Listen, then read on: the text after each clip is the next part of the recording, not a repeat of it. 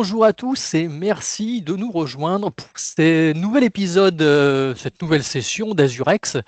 Aujourd'hui, nous accueillons Antoine Loiseau qui va se présenter dans quelques secondes. En tout cas, sachez qu'on va aborder un sujet qui va mêler infra et IA, comme c'est bien souvent le cas d'ailleurs, hein. Et aujourd'hui, Antoine va nous parler de la gestion des clusters cubes, et que je ne dise pas AKS, mais des clusters cubes, au Oui, travers de ChatGPT. Voilà. Donc Antoine, je te laisse le micro.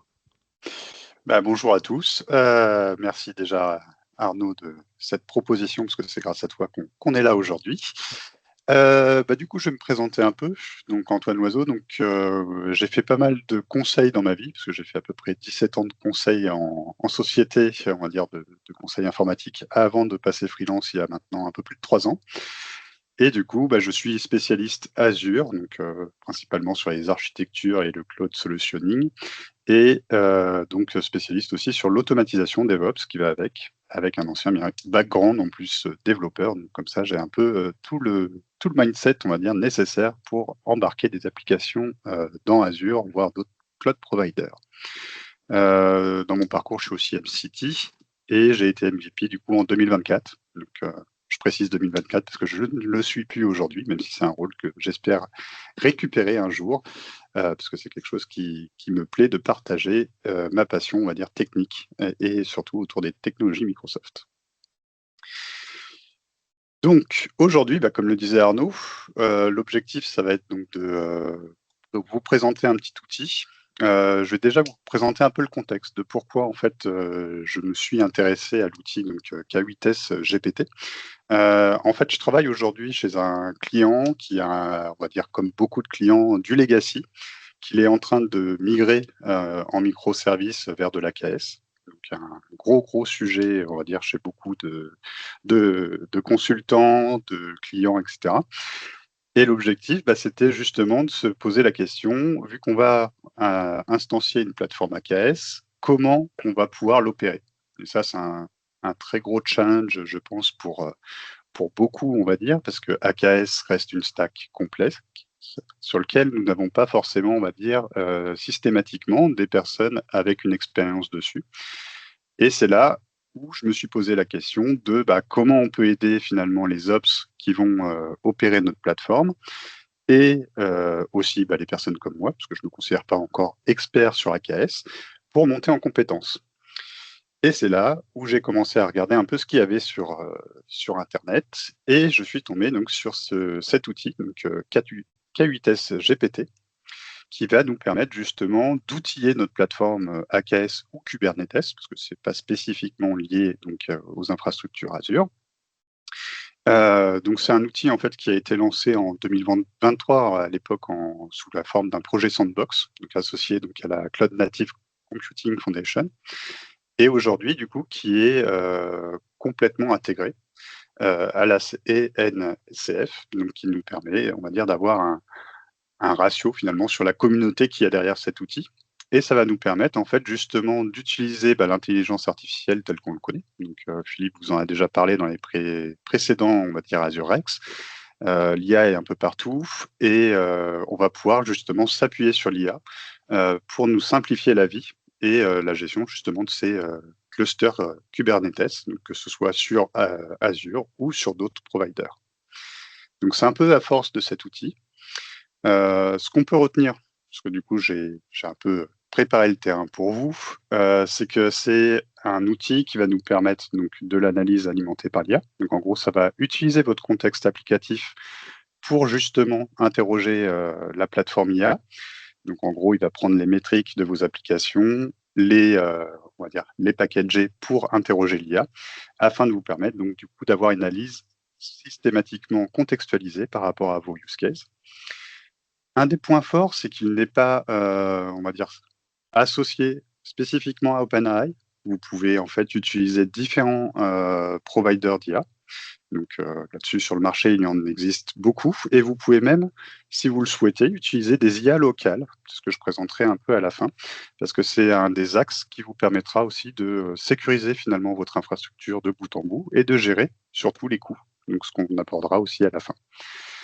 Dans les modes de fonctionnement, ce qu'il faut savoir, c'est que donc, vous avez deux possibilités. Soit finalement installer l'outil directement sur le poste utilisateur, donc ce sera une petite démo que je vous présenterai tout à l'heure, soit de l'installer directement au sein de votre cluster AKS sous la forme en fait de job qui va systématiquement scanner de façon itérative votre plateforme pour avoir un rapport, on va dire, en continu de la performance et de l'état finalement de vos applications internes à l'AKS. Un gros sujet, c'est la sécurité. Comme dans beaucoup d'entreprises, on se pose tous la question: «OK, j'appelle un service externe, d'IA, est-ce que je partage pas trop d'informations avec eux?» Et c'est là où, je trouve que K8s GPT a, on va dire, anticipé ces besoins-là parce que finalement, on a des options et on peut anonymiser finalement les éléments qu'on transmet au service IA. Donc on va pouvoir en fait remplacer on va dire les éléments liés à votre SI, donc vos noms d'application, votre contexte actuel, par des ID, ce qui va lui permettre, on va dire, de masquer les informations, envoyer on va dire, ces éléments anonymisés au service IA et revenir, refaire en local justement ce petit switch avec sa petite matrice en local pour vous donner les informations contextualisées par rapport à votre contexte. Donc, d'un point de vue sécurité, ça remplit le job et ça répond justement à la question que vous aurez forcément si vous souhaitez l'intégrer chez vous. Et le dernier point, donc c'est l'intégration, classique. Donc on va avoir beaucoup d'éléments qui sont liés finalement à la communauté Cube. On va pouvoir voir notamment tout à l'heure le dashboard qui est fourni donc sur Grafana en natif, ce qui va vous permettre en fait d'avoir aussi la stack monitoring, sur, cet outil. Et en termes d'extensibilité, donc K8s GPT est un projet donc communautaire. Aujourd'hui, vous pouvez l'intégrer à des outils externes. Ils ont fait par exemple l'intégration à Slack qui vous permet en fait d'être alerté dès que vous avez un pote qui est en erreur pour essayer de le remédier au plus rapidement. Donc aujourd'hui, on a Slack, demain on aura peut-être Teams et d'autres outils qui viendront. Donc ça, c'est un peu l'avantage. Et si vous êtes, on va dire, développeur et que vous aimez le Go, n'hésitez pas à proposer vos packages parce que je suis sûr qu'ils seraient contents si vous voulez l'intégrer à Teams, par exemple. Donc tu cherches des contributeurs là déjà. C'est ça. Moi, je regarde déjà pour pouvoir aller vers ce volet-là, mais on pourra en parler si ça intéresse des gens. Donc le petit prérequis, donc là, en gros, c'est classique, il va nous falloir un cluster, forcément. Si on veut l'utiliser, pour analyser nos pods, il nous faut notre cluster. Il va nous falloir un service, donc là, je suis parti donc sur un service OpenAI avec un modèle déployé. Donc je pense que vous avez peut-être vu les vidéos de Philippe la dernière fois qui nous a expliqué un peu comment créer un projet et si c'est pas le cas, n'hésitez pas à regarder du coup le dernier Rex, AzureX, sur lequel il expliquait tout ça. Donc les accès aux outils Cube, donc forcément le Cube, le commandlet, avec des droits au cluster, Helm pour pouvoir installer justement nos packages sous la forme d'opérateurs, et un gestionnaire de secrets qui est nativement, on va dire, fourni par Kubernetes, mais vous pouvez très bien utiliser par exemple un Key Vault pour stocker notamment le secret qui va vous permettre de vous connecter à votre service OpenAI. Donc, on va voir rapidement, parce que je vais essayer de plus vous présenter, on va dire, l'outil et l'infrastructure que j'ai déployée. Donc, forcément, ils nous fournissent un opérateur K8s. Donc, l'objectif, c'est de l'installer en fait directement sur votre cluster et d'avoir un opérateur qui va vous permettre en permanence de scanner finalement vos pods internes à l'AKS, voire scanner différents clusters AKS, parce que c'est faisable aussi. Donc, il faut savoir que vous pouvez le déployer, par exemple, sur une instance de votre cluster AKS, mais aller scanner d'autres clusters au travers des cubes config partagés qu'on peut mettre sur cet outil et configurer du coup l'application pour qu'elle puisse aller crawler aussi bien son cluster que ceux qui seraient à l'extérieur. Ce qui peut être aussi un atout si on veut, par exemple, centraliser cet outil-là sur un cluster d'infra qui va scanner finalement des clusters applicatifs métiers qui seraient derrière.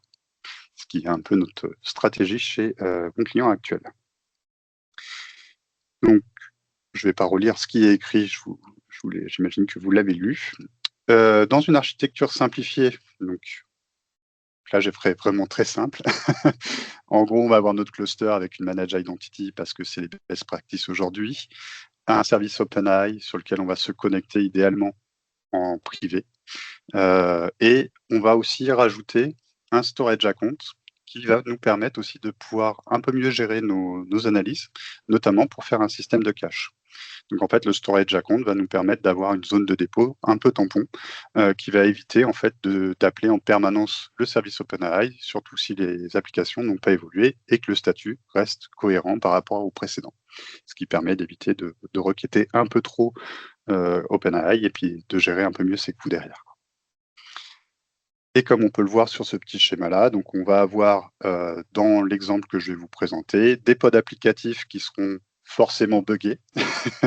Donc je vous préviens, ça va être très rouge et sur lequel j'ai installé du coup mon, fameux K8s GPT Operator qui va permettre, on va dire, de faire cette analyse continue qui nous intéresse. Du coup, oui, ce que je disais tout à l'heure, donc on a 2 modes.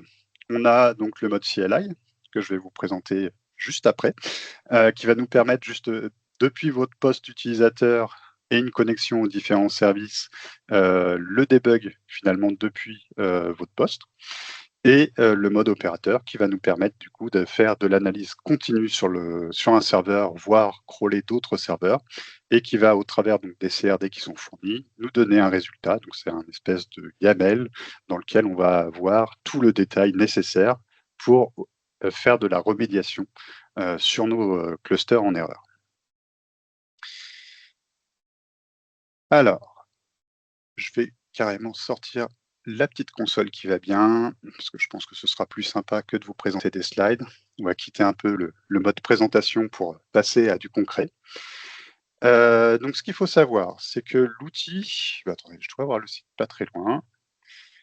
Hop, ça, c'est l'outil, d'ailleurs je vais le partager aussi dans le chat parce que je pense que ça peut intéresser nos participants. C'est l'outil donc qui doit être installé sur votre poste utilisateur. Vous verrez dans la documentation, donc il y a beaucoup d'automatisation sur l'installation, simple, on va dire, sur un Linux ou un Mac. Sur Windows, c'est un peu plus, on va dire, artisanal parce que finalement, il faut télécharger un binaire et configurer son pass pour avoir accès à l'outil en local. Ce que je vous proposerai, c'est de vous partager, d'ici quelques jours, en fait, un lien vers un article que j'ai rédigé qui vous explique toute la configuration nécessaire pour l'installer chez vous et qui vous permettra aussi d'avoir le fameux script que je vais vous présenter ici, parce que je l'ai ouvert chez moi, qui va vous faire une installation complète pour justement installer l'outil en one click. Donc ça, c'est un petit accélérateur. Je vous le laisserai en disponibilité publique, donc vous pourrez l'avoir, vous pourrez le partager, vous pourrez en faire l'améliorer même si vous le souhaitez. Et du coup, ça vous permet en fait d'installer en local le fameux binaire et de mettre le pass correctement configuré.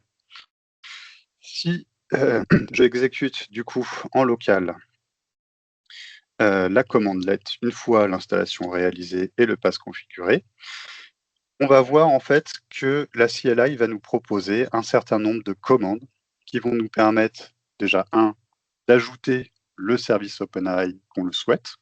Donc sur cette commande-là, en fait, on a la possibilité notamment de lister, les différents, services. Alors attendez, hop, que je retrouve. Hop, attendez, je regarde juste ma doc qui est à côté. Mais en fait, vous pouvez hop, il est là. Excusez-moi, ça a flouté un peu le temps de récupérer la commande. Mais en fait, vous pouvez lister et ajouter donc des back-ends. Là, je vais juste vous présenter la première configuration. Donc en fait, c'est hop, je vais la faire en notepad, ce sera mieux pour la visibilité. En gros, il est où? Hop. La première chose à faire, en fait, quand vous installez l'outil, c'est ceci. C'est l'ajout de votre provider, donc en gros, l'IA que vous allez chercher. Donc là, c'est un petit sample, on va dire classique. Donc en gros, ici, vous allez rajouter donc Azure OpenAI, parce que c'est un service backend que j'ai utilisé, l'URL, le moteur et le modèle que vous avez déployé. Donc ça, c'est des informations qui sont disponibles directement sur l'IA Foundry, que je dois avoir d'ouvert pas très loin. Hop, forcément, C'est pas celui-là. Excusez-moi. Et en attendant que tu retrouves, tu disais tout à l'heure que tu pouvais mapper derrière n'importe quel modèle. On n'était pas forcément Tout à obligé fait. d'utiliser du chat Alors, GPT d'OpenAI. exactement. Alors, donc, oui, bah tiens, je vais vous présenter le truc, parce qu'en fait, on n'est pas obligé d'utiliser du OpenAI. Ici, en faisant cette commande, donc K8s hot list, il va nous lister en fait tous les providers qui sont disponibles. Donc on a OpenAI, donc le service en dehors d'Azure. On a des services qui sont plutôt des services, on va dire, locales, parce qu'en fait, c'est des installations que vous pouvez faire sur des clusters privés notamment, où vous allez pouvoir installer un Olama directement sur votre cluster et pouvoir l'utiliser et le consommer directement sans passer par un service externe. Et après, vous avez tous les services, que ce soit de l'Amazon, du Google, du Hugging Face, qui sont disponibles. Donc ça, c'est vraiment la liste complète des services qui sont, on va dire, connectables à cette stack. Donc en fait, ça laisse, on va dire, un large éventail, et c'est pour ça qu'on dit que cet outil n'est pas spécifique à Azure. On n'est pas obligé d'avoir un Azure OpenAI derrière. Dans mon cas, je le fais parce que j'ai j'ai beaucoup de stack Azure, mais vous pouvez, par exemple, si vous êtes sur Amazon ou sur GCP, utiliser les services en fait du cloud provider associé. Donc là-dessus, il n'y a pas de limite. Juste pour vous présenter donc, ce que je disais tout à l'heure, les éléments donc, nécessaires pour faire la connexion sont définis à ce niveau-là. Donc là, je suis allé sur l'Azure AI Foundry associé à mon modèle GPT-4o mini, dans lequel je peux récupérer donc l'URL d'accès au backend OpenAI, ainsi que sa clé, donc là, qui est masquée gentiment pour des raisons de sécurité, que vous pouvez copier ici. Et la petite commande que je vous présentais là sous la forme de mon notepad, une fois que vous avez tapé ça, en fait, il faudra juste lui renseigner la clé et il va vous générer en fait toute la configuration. Petite subtilité, parce que j'ai utilisé GPT-5 qui vient de sortir. GPT-5 nécessitera une petite configuration. Donc, petite astuce pour tous ceux qui veulent faire en local du GPT-5, il suffit en fait d'ouvrir le fichier de configuration donc, associé à notre K8s GPT. Donc là, ce que j'ai fait, c'est que j'ai exécuté en fait cette commande qui me permet gentiment en fait d'aller récupérer le fichier YAML qui est, on va dire, généré lorsque je rajoute un provider pour justement avoir accès à toutes les settings associées. Et là-dedans, pour GPT-5, il faudra changer cette valeur, cette petite variable, pour lui mettre 1. Tout simplement parce qu'en fait, lorsque vous appelez GPT-5 actuellement, il ne prend pas en considération la température et elle doit être systématiquement définie à 1. Donc, si vous souhaitez, on va dire, utiliser GPT-5, c'est faisable. Il faudra juste aller chercher ce petit fichier, changer la configuration et ce sera fonctionnel après. Donc ça, c'est la petite astuce pour ceux qui sont, on va dire, up and ready sur GPT-5. De mon côté, j'ai fait volontairement donc, le choix d'un GPT-4o mini, tout simplement pour une question de facturation. Parce que du coup, là, c'est ma propre souscription. Je n'ai pas une souscription, on va dire, sur laquelle je souhaite payer énormément d'usage. Donc, du coup, j'ai pris du GPT-4o mini, justement aussi pour gérer les coûts. Contrairement au GPT-5 qui coûte beaucoup, beaucoup plus cher. Du coup, si je reviens à ma petite console, une fois qu'elle s'est installée, donc, on a la possibilité donc, de rajouter le provider OpenAI tel qu'on l'a vu là.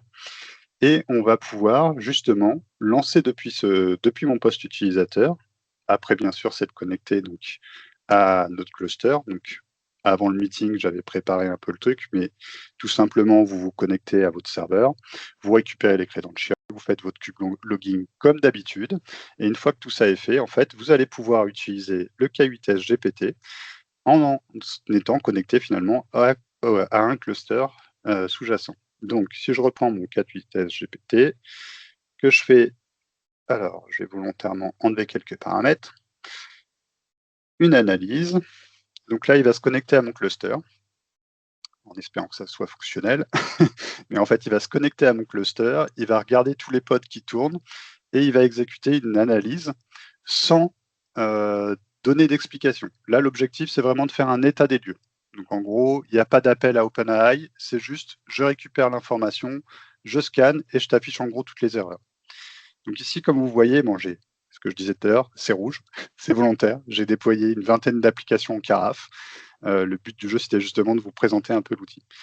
Par exemple, on a des choses qui sont assez simples, où finalement, on a un back-off parce que l'image NGINX que j'utilise n'est pas bonne.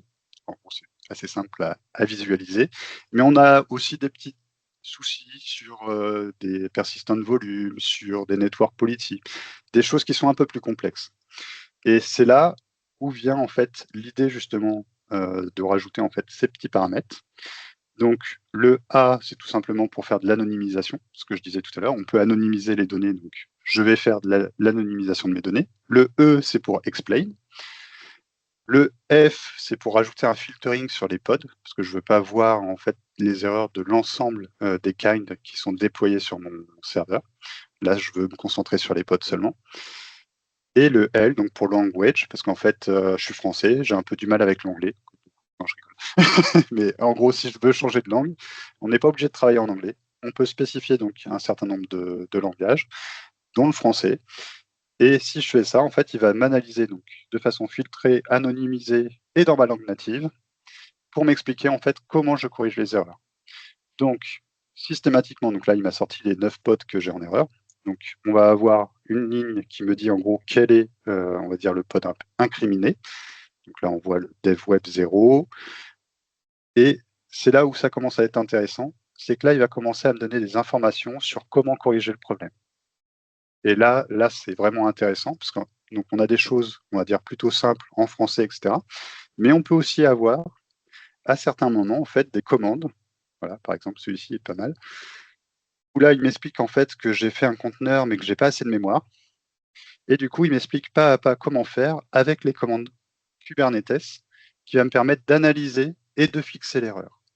Et c'est là où ça devient intéressant. Parce qu'en fait, c'est ce que je disais au début de la démonstration, c'est qu'aujourd'hui, avec cet outil-là, une personne qui ne connaissait pas Q peut monter en compétence au travers de cet outil et en apprenant finalement les commandes nécessaires pour faire de l'analyse et de la résolution d'anomalies directement en fait avec cet outil. Et là, ça commence à être sympa, quoi. Parce que du coup, même une personne qui a peu de compétences sur Azure, sur AKS, ben en fait, va pouvoir commencer à mettre le pied dedans et d'être accompagné finalement par un assistant IA.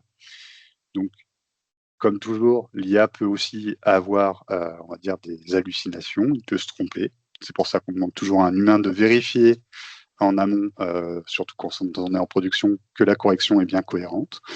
Mais dans l'idée, ça donne quand même un sacré accélérateur. Et pour l'avoir vu en fait par rapport à des équipes qui n'étaient pas forcément, on va dire, des sachants sur Kubernetes, ben, ils ont pu monter en compétences, être un peu plus sereins sur l'analyse. Et s'il y a des problèmes, on peut être à plusieurs avec des experts à regarder le sujet.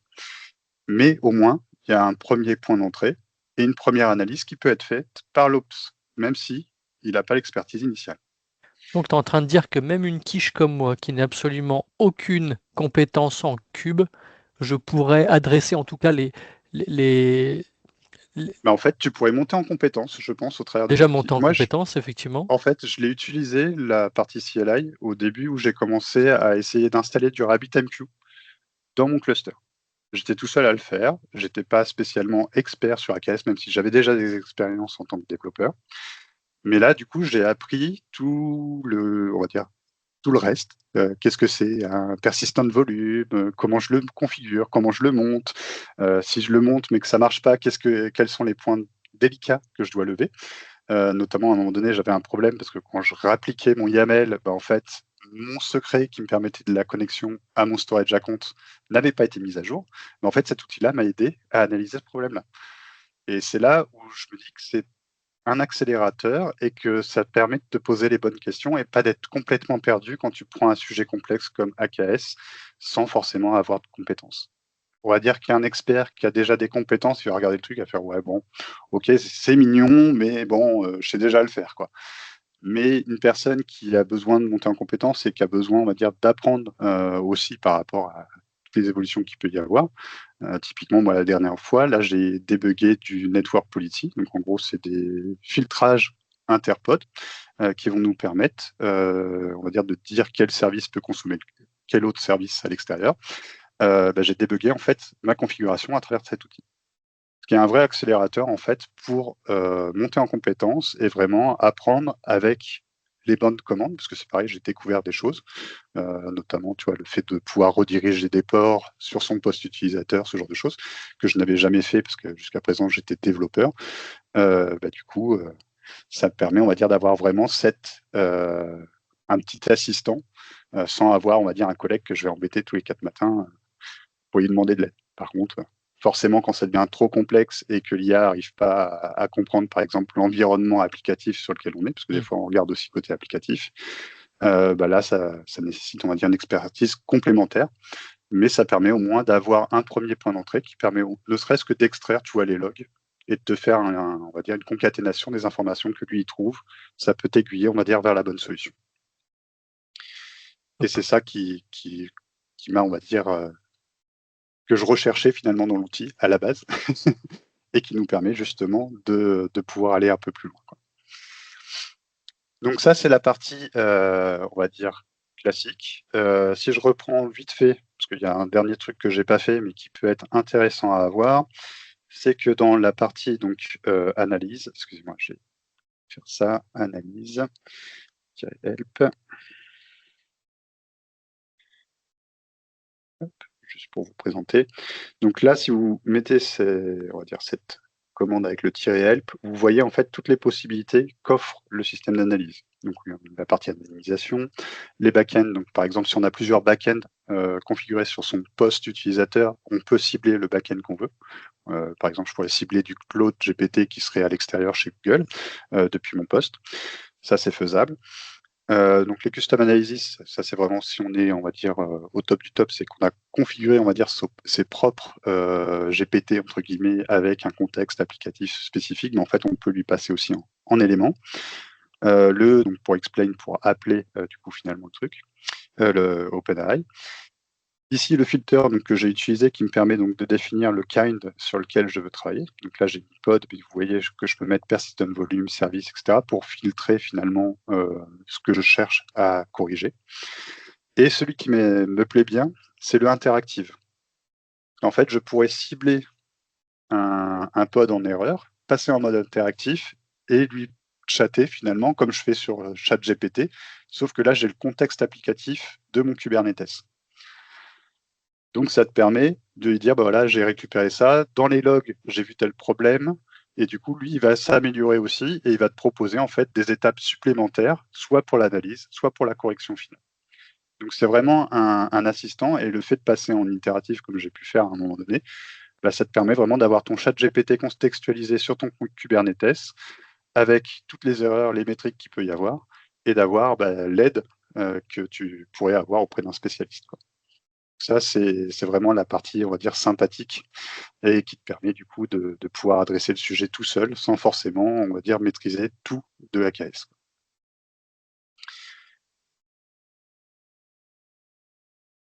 Tu m'as convaincu. Je t'ai convaincu? Parfait. Du coup, étape d'après. C'est sympa, je l'ai en local, je veux le partager à des équipes. Forcément, là, on commence à se poser la question de comment je peux faire pour le centraliser. Bon, la réponse est facile, la communauté te donne un opérateur qui vient avec. Donc là, l'idée, c'est finalement d'installer l'opérateur qui va scanner en continu donc sur ton cluster le contenu de ton cluster, voire d'autres clusters, et de te générer un rapport tous les X temps pour t'afficher justement comment je peux corriger le tir et d'avoir en permanence un rapport prêt. Surtout quand tu es hub, c'est que tu as un énorme cluster, du coup ça te permet, on va dire, d'avoir une vision globale sur ce qui se passe sur ton cluster et s'il y a un problème, de comment le corriger. Là-dessus, ce que je vais vous proposer, c'est tout simplement peut-être de regarder déjà rapidement comment ça se configure. Donc, pour le déployer en tant qu'opérateur, la première étape, c'est que si on veut utiliser, on va dire, du monitoring, il nous faut une stack. Donc ici, on va s'appuyer sur du Prometheus Grafana pour justement présenter les métriques au format Prometheus pour qu'ils soient ingérés derrière par l'opérateur K8s GPT dans un format standard. Une fois qu'on a mis Prometheus, on peut du coup activer assez facilement donc, la partie opérateur, donc, ce qu'on va voir juste après. Donc pareil, on s'appuie sur une charte Helm qui est fournie par la communauté. On a donc le déploiement ici. Et la seule chose que je spécifie et que je vous conseille de faire, c'est justement toute la partie monitoring qui vient donc avec ces configurations, où on va pouvoir activer donc le dashboard Grafana qui est fourni par la communauté, qui va nous permettre d'avoir une vision sur comment fonctionne l'opérateur au sein du cluster. C'est déjà plutôt pas mal parce que du coup, on va avoir cette capacité d'analyse en plus. Et tous les éléments qui vont nous permettre justement de se connecter au service monitor et de visualiser tout ça au travers donc, de notre superbe dashboard Grafana que je vous présenterai juste après. Une fois que l'opérateur est installé, il faut tout simplement créer ce que j'appelle un analyseur qui va nous permettre en fait justement de scheduler les fréquences, les outils utilisés en back-end pour justement on va dire scanner votre infrastructure. Donc ici, j'ai créé donc un namespace classiquement pour définir une zone dans laquelle je vais le déposer. On crée un secret, tout simplement pour éviter que la clé soit dans un fichier de config. Donc ça, bien sûr, c'est fait normalement au travers d'une pipeline Azure DevOps, ce que vous voulez. L'idée, c'est vraiment de faire en sorte que la primary key qui va vous permettre de se connecter à votre service OpenAI ne soit pas accessible. Donc, sécurisez-le, utilisez les secrets donc côté cube pour pouvoir le faire. Et la dernière étape, donc ça va être de configurer notre service, donc K8s GPT. Et pour ça, du coup, j'ai un petit sample qui sera bien sûr accessible au travers de mon petit article que j'ai écrit et dans lequel vous trouvez en fait toute la configuration nécessaire pour déployer du coup ce nouveau kind qui s'appuie donc sur l'opérateur qu'on a déployé précédemment et dans lequel on va spécifier notamment le service, on va dire sous-jacent d'OpenAI, le fait de définir l'intervalle. Donc c'est là où c'est important parce que c'est quelque chose qui doit être fait de façon intelligente. Ça sert à rien de scanner toutes les minutes. Là, j'ai mis 10 minutes parce que je suis en mode démo.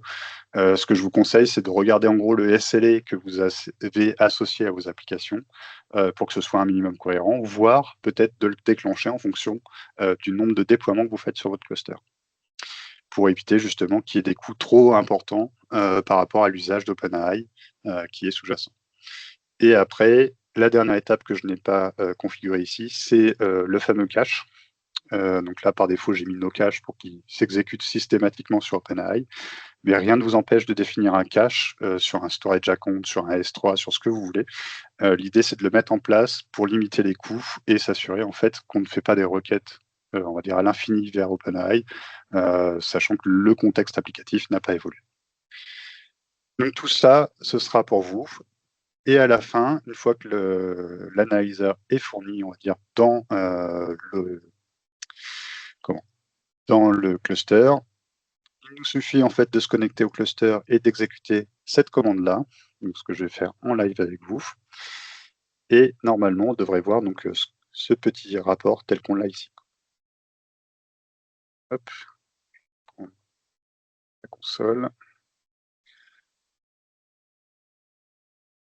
Donc, si tout simplement, donc ce que je disais tout à l'heure, hein, vu que j'ai déployé beaucoup d'applications en erreur, on a beaucoup de choses à regarder. Mais en gros, vous avez soit au format JSON, soit YAML, vous avez soit au format texte. Donc les erreurs avec les étapes telles que je vous le présentais en fait en local. Donc là, on a en gros les étapes donc avec des \n qui nous permettent en fait de savoir comment corriger le tir. Finalement, ce qu'on voyait tout à l'heure en local, on le retrouve sur ce rapport-là. Vous avez le kind qui est en erreur et le pod ou le PVC, voilà, en l'occurrence, qui est, on va dire, nécessite une amélioration pour corriger le tir. Parce qu'en fait, si on va, tiens, par rapport à cet exemple-là, je vais aller sur mon cluster, qui doit être pas très loin. Hop. Et en fait, si je vais, par exemple, sur la partie storage, normalement, on devrait retrouver le myPVC, voilà, qui est un pending, tout simplement parce qu'en fait, ici, on a une classe qui n'existe pas. Donc là, j'ai fait exprès d'appeler non-existent storage class, qui n'est pas en fait une classe définie au sein de notre cluster. Donc là, on voit toutes les classes qui sont définies et qui nécessitent finalement soit d'être créées, soit d'être modifiées en termes de naming pour pointer vers un storage class disponible sur le cluster pour pouvoir faire un point de montage. Donc l'erreur qui nous a affichée est bien cohérente par rapport à l'état de mon cluster, et en plus de ça, il nous donne du coup la possibilité de voir donc, comment analyser. Donc là, on pourrait regarder donc les classes de stockage qui sont définies, par exemple, si je suis pas à pas ce qu'il me propose. Hop, la console est là. Donc je fais ça. Donc là, je liste en fait les storage classes que je vous ai affichées finalement via le portail. Je vais juste agrandir un peu pour éviter l'écrasement. Et ici, on voit bien du coup que le storage class défini n'est pas présent, et du coup, on pourrait continuer à suivre les étapes qui étaient dans la correction d'erreur pour justement aller jusqu'à la correction, jusqu'au kubectl apply pour finalement définir cette nouvelle classe. Donc, je ne vais pas le faire parce que ça va prendre trop de temps, mais l'idée est là, en fait, c'est vraiment d'avoir un outil transverse qui vous permet de voir l'état de votre cluster et sur lequel on va pouvoir s'appuyer du coup pour opérer en continu cette plateforme. Donc les vrais avantages clés, donc pour moi, c'est vraiment cette fonction d'analyse, excusez-moi, qui va nous permettre du coup de vérifier les ressources K8S qui sont déployées. On va pouvoir faire du filtrage dessus, on va pouvoir expliquer du coup avec l'IA comment ça fonctionne, tout en gardant donc le contexte actuel, plus potentiellement de la sécurité avec l'anonymisation. Et enfin, on va avoir du coup un petit dashboard Grafana qui va nous permettre d'avoir une visibilité sur les runs de K8s GPT. Donc l'idée, c'est pas d'afficher le rapport tel que je vous le présentais tout à l'heure en YAML, mais plutôt d'avoir une vision sur est-ce que l'opérateur fonctionne correctement et combien d'erreurs j'ai sur mon cluster en permanence. Donc là, tout simplement, ce que je vais faire, c'est que je vais prendre mon petit cluster sur lequel je suis et je vais faire une redirection de port. Donc si je fais ça, parfait, il est encore en mémoire. Donc là, je redirige sur mon poste utilisateur le service Grafana, ce qui va me permettre de me connecter depuis mon poste local à mon cluster AKS qui est déployé sur Azure, mais de pouvoir afficher en fait le fameux dashboard qui nous intéresse. Donc là, tout simplement, je prends mon navigateur classique, je fais un localhost sur le port 3000 que j'ai défini du coup dans ma redirection de port. Et ici, je arrive bizarrement sur mon Grafana, en fait, embarqué dans... hop, excusez-moi. Ah, il n'a pas voulu. Ah, je vais taper la main. Admin. Il faut juste que je retrouve le mot de passe par défaut. Par là.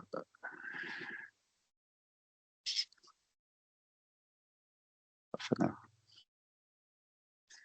C'est là qu'on se rend compte quand Opérateur. même de la simplicité quand même enfin, simplicité d'implémentation. C'est vrai que déployer, que ce soit déployé sur ta machine ou sur ton cluster, c'est vrai que ça a l'air quand même pas très compliqué. Alors, j'ai pas d'expertise spécifique sur la partie cube, mais on se rend compte quand même que, comme tu le disais tout à l'heure, il y a l'air d'avoir pas mal d'opérations qui ont été automatisées, ce qui fait que finalement, C'est ça. En ça termes de nécessite pas de grosse facilité, expertise, quoi.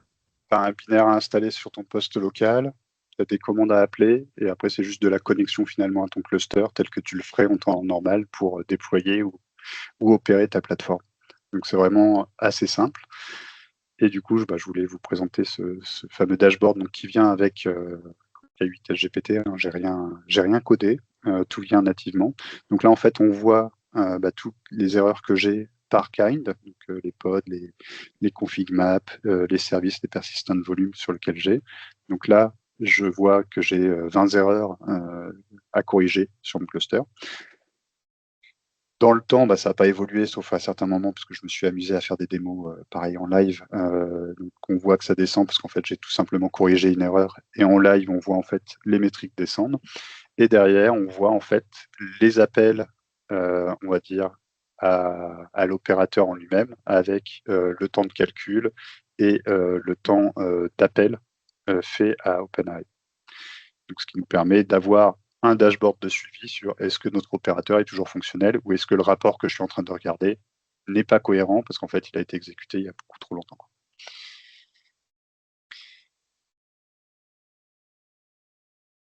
Voilà. Donc, si je reprends ma présentation, parce qu'on arrive proche de la fin, les avantages que moi j'ai pu voir de par mon expérience chez mon client actuel, c'est qu'en gros, on a réussi, bon, c'est un peu gros, 98% du MTTR, donc du mine to. Ah, j'ai plus en gros, la Temps de correction résolution. de, voilà, le temps de résolution, voilà, d'anomalie. En gros, on a pu gagner quasiment 90% parce qu'en fait, l'analyse continue nous a permis d'avoir les métriques clés directement, sans passer du temps à parser des logs. Les utilisateurs qui étaient Ops au début n'étaient pas forcément formés à l'outil. Donc du coup, ça nous a permis vraiment, on va dire, d'avoir un assistant qui l'accompagne et qui nous permet en fait de voir tout de suite quelle est la difficulté. Donc, et après, l'opérer, on va dire, soit par l'Ops, soit par le dev, soit par de l'expertise derrière. Mais ça nous permet déjà d'avoir cette proactivité qui nous manquait, parce qu'à certains moments, on avait déployé au début l'AKS sans forcément avoir ces outils. Et finalement, on voyait que c'est généralement en fait le dev qui nous appelait, nous disant attends, je comprends pas, mon appli elle marche pas, est-ce que tu peux regarder avec moi? Et du coup, l'Ops venait, regarder les métriques, commencer à analyser, récupérer des infos, mais il savait pas trop quoi en faire, les retransférer en fait Au au dev. dev pour essayer de faire de l'analyse. Et du coup, ça prenait un temps monstre. Alors que là, tout de suite, il se connecte au dashboard, il prend le nom du pod, il récupère les métriques associées, il dit voilà, moi j'ai ça, est-ce que c'est cohérent ou pas? On commence à analyser, je t'extrais les informations que j'ai de mon côté, et des fois en 10 minutes, le sujet il est clos. Ce qui est, on va dire, un gain de proactivité quand même assez conséquent, en tout cas pour les usages qu'on a eus. Et ça permet aussi du coup d'avoir une aide, ce que je disais tout à l'heure, lors de l'implémentation. Moi, je l'ai beaucoup utilisé sur mon RabbitMQ, comme je le disais tout à l'heure, mais c'est vraiment un assistant qui peut finalement t'épauler sur des sujets complexes et on va dire d'avancer plus rapidement que si tu étais tout seul à traiter, on va dire, ce genre de choses, quoi. Un petit point quand même, parce qu'il y a aussi des contraintes qui viennent avec. Le premier, c'est bien sûr le coût de l'IA. Une chose que j'ai regardé, c'est de monitorer dès le début tout ce qui est lié à OpenAI. Faut bien faire attention au GPT que vous utilisez. C'est la slide d'après, mais je vous en reparle.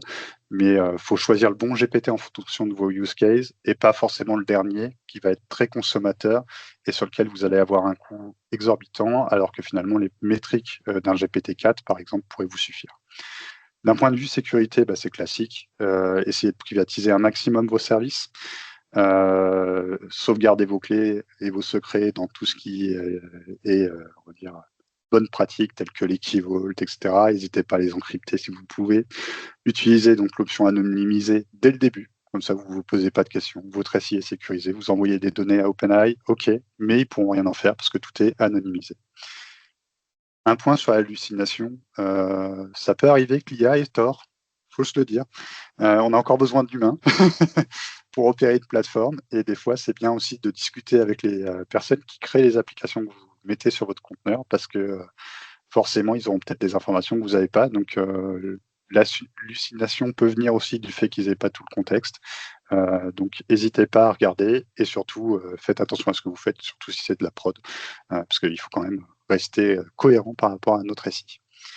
Et le dernier, c'est un peu ce que je vous présentais tout à l'heure avec les filters, c'est quand vous avez un gros cluster sur lequel il y a beaucoup d'erreurs, comme le mien là tout à l'heure, en fait, utilisez ce filtrage potentiel pour justement avoir les éléments qui sont cohérents par rapport au use case que vous essayez de corriger et éviter d'être trop pollué, parce qu'en fait, ça revient après à rechercher des logs dans des logs, et on sait tous que c'est horrible et que ça nous fait perdre du temps.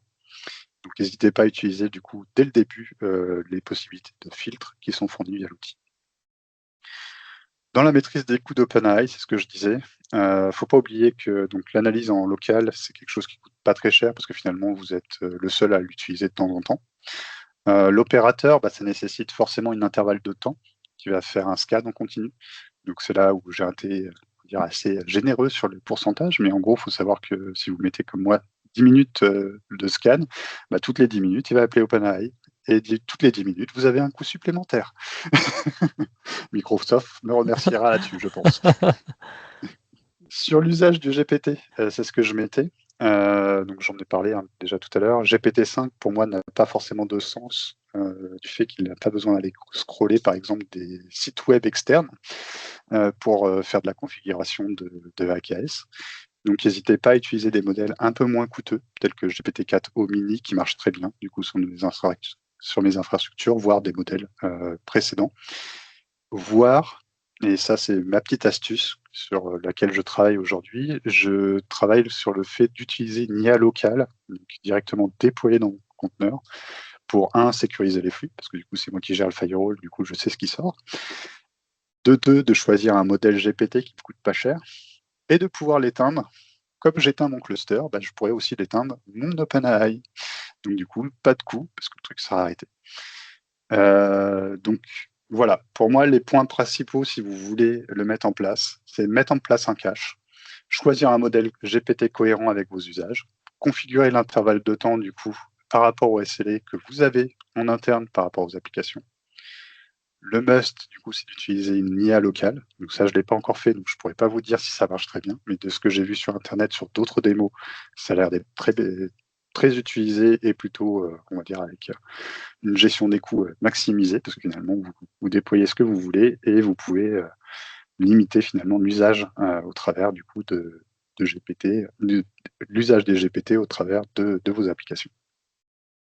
Et le dernier que je me suis amusé à installer chez moi, c'est KubeCost. Donc là, c'est encore un outil autre, mais qui nous permet justement de mieux suivre les coûts internes au cluster, notamment si vous mutualisez intermétier sur un seul cluster vos applications. Ça peut être intéressant de mettre KubeCost en place, qui va vous permettre en fait d'avoir une vision par namespace, par application, par label, pour pouvoir suivre en fait ce qui se passe au sein de votre cluster AKS, parce que finalement c'est un univers dans un autre univers qui est le cloud, et c'est bien aussi de pouvoir descendre des fois un peu plus bas que ce que nous propose nativement Microsoft. Et j'arrive à la fin, donc sur cette petite conclusion où pour moi c'est vraiment un outil qui est puissant pour justement nous accompagner dans cette démarche de SRE et qui nous aide au quotidien finalement pour gérer la complexité de nos Kubernetes et que n'importe qui dans les équipes puisse mettre un pied à l'étrier et commencer justement à analyser les logs et corriger finalement le fonctionnement de notre cluster et des applications sous-jacentes. Moi, je Voilà, trouve ça j'espère top. que Je j'ai trouve pas ça été top. assez, j'ai été assez vite, pile poil dans Non, le temps. non, non, mais génial. Moi, personnellement, donc on en avait discuté effectivement quand on s'était appelé pour organiser et préparer un petit peu l'événement, mais c'est vrai qu'on ne se rend pas compte. Enfin, je me rends compte aujourd'hui de ce que cela peut apporter pour quelqu'un qui, comme moi, n'a pas d'expertise sur la partie cube. Et je me dis que la vache, jusqu'à présent, pour être très honnête, moi j'interviens en tant qu'archi chez les clients et c'est vrai que je suis assez peu confronté à des clients qui ont besoin, pas qui souhaitent, qui ont besoin de conteneurisation. Parce que oui, ils veulent toujours de la C'est ça, conteneurisation, même si quand il n'y en a pas besoin, mais là pour le coup, tu vois, je serais presque un peu moins réticent à le pousser parce que un outil de ce type me permettrait moi d'être, comme tu le disais, plus à l'aise, mais ça permettrait également aux équipes qui n'ont pas d'expertise sur Cube de pouvoir monter tout doucement en compétences et je trouve ça quand même génial. c'est ça. Moi, je le trouve vraiment bien pour ça. En fait, moi, ça faisait longtemps que j'avais pas fait d'AKS là, avant cette mission-là. Et ça m'a permis de me remettre à niveau tout doucement et puis d'avoir finalement cette solution de secours où quand je sais pas, je pose la question, je passe en mode interactif, je débug mon truc au fur et à mesure et finalement j'apprends parce que c'est moi qui tape les commandes, même si c'est lui qui me les a données et j'apprends finalement à certains scénarios, comment analyser, comment corriger et ça c'est clairement un accélérateur que je n'avais pas avant, quoi. Carrément, carrément. Messieurs, est-ce qu'il y a des questions? Ah bah voilà, Ah, Ossine. Ossine, direct. Vas-y, Ossine. Oui, moi je suis exactement dans le même en attendant de trouver un job ou quelque chose comme ça qui ressemblerait à ça. Ben c'est ce que je suis en train de faire en ce moment avec Olama. Parce qu'avec Olama, on peut aller choper ce qu'on veut comme modèle. Dedans, on peut trouver du Mistral ou ce qu'on veut. Et puis, il y a même des petits modèles qui sont vraiment ultra compressés. Et je suis GPT pas. OSS, non? Ouais, peut-être. Oui, c'est ça. En fait, on a vraiment beaucoup de Ouais. modèles. Moi, je DeepSeek, regarde R, quelque justement là. chose. Bah, tu as le GPT OSS qui est un des plus petits et qui te permettrait justement d'utiliser, on va dire, cet outil avec un modèle vraiment light pour éviter la consommation trop large, quoi. Moi, Ouais, je suis en train de regarder de mon côté aussi, et c'est vrai qu'Olama te permet d'accéder du coup à plusieurs LLM et du coup te facilite la vie finalement dans l'intégration, quoi. Exactement. En plus de ça, avec une commande Docker run Olama, et puis après on choisit ce qu'on veut. On a un conteneur qui tourne avec le modèle qu'on veut. Et moi, mon but final là-dedans, ce que j'ai fait, c'est que j'ai provisionné avec Ansible et GitLab CI, j'ai provisionné 3 VM sur mon poste et j'aurais mis un cluster cube. Et le but final, c'est vraiment d'avoir à peu près la même chose, mais un peu plus poussé, savoir un agent en fait proactif, par exemple. Oui. Alors, j'en ai pas parlé, c'est vrai, dans ma démo, parce que moi, je l'ai pas activé, mais sur K8s GPT, tu peux faire de la remédiation automatisée. Les commandes que je vous ai affichées dans le rapport peuvent être exécutées directement par l'agent et finalement fixer ton cluster en continu s'il est capable de le faire. Ouais. Je trouve ça un peu dangereux aujourd'hui, mais c'est faisable. Oui, C'est voilà. pour ça que je l'ai C'est pour ça, pas, j'en ai pas ouais, parlé. c'est pour ça que je le fais. Je me permets de le faire à domicile, on va dire. Je le fais vraiment Ah, dans mon coin. Et c'est ultra intéressant. Donc, moi, ça fait un moment que j'avais pas mis. Enfin, Cube, on connaît la théorie quand on sort un peu de formation. Voilà, on va te dire ce que c'est que le scheduler, tout ça. Par contre, les commandes, tu es obligé de les apprendre à un moment comme Linux quand tu arrives dedans. Et franchement, ouais, c'est une méthode, moi, je confirme, c'est ultra bien. voilà, juste pour l'aparté, vu que tu en parles. Donc sachez que l'outil en fait vous permet de faire de l'autoremédiation. Euh, j'ai toujours un peu peur avec ces trucs-là, donc c'est pour ça que j'en ai pas forcément parlé dans un contexte de mise en prod. Par contre, ça pourrait être intéressant sur des environnements de dev ou autres, de Mm. pouvoir le mettre et de pouvoir être alerté, surtout quand il y a des remédiations, pour fixer finalement le code qui a été exécuté initialement, quoi. Ouais, Mais dans un exactement. contexte de production, je reste encore un peu frileux. Ouais, non, moi, je suis d'accord.